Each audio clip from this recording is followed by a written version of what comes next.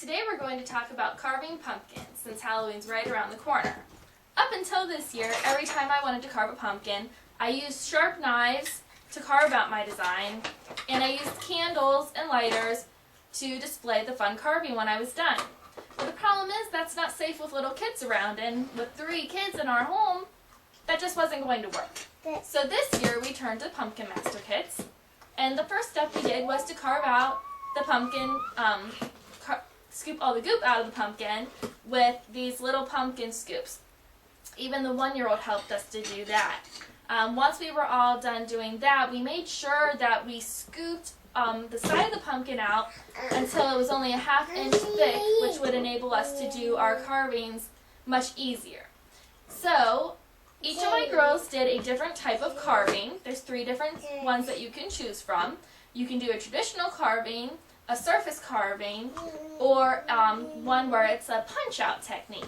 So for our first one, all of them require to pick out a pattern. And once you pick out the pattern, you tape it to the front of the pumpkin. And you use this little tool to go along the line, and it creates, when you press a little harder, a dotted line. So for this one, we did the dotted line. Then we peeled the paper off.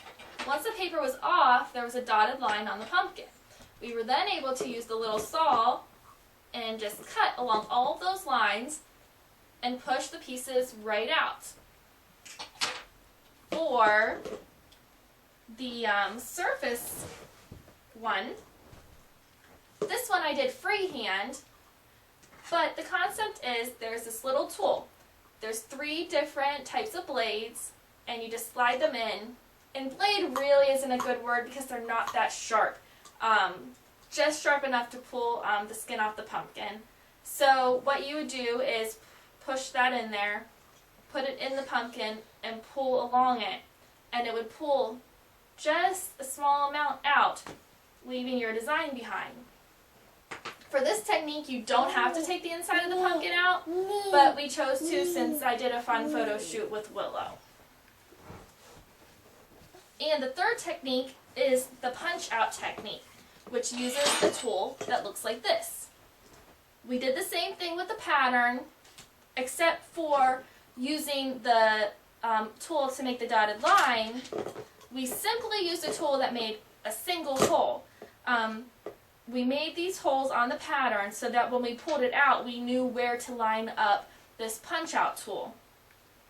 We would then line it up and push into the pumpkin, and it would literally push these shapes straight through. And then we would pull it back out and just repeat until we were done. It was a really easy technique and one that I really liked. It made a really nice pattern with minimal effort. Now, the part about displaying the pumpkin. We don't want to use candles.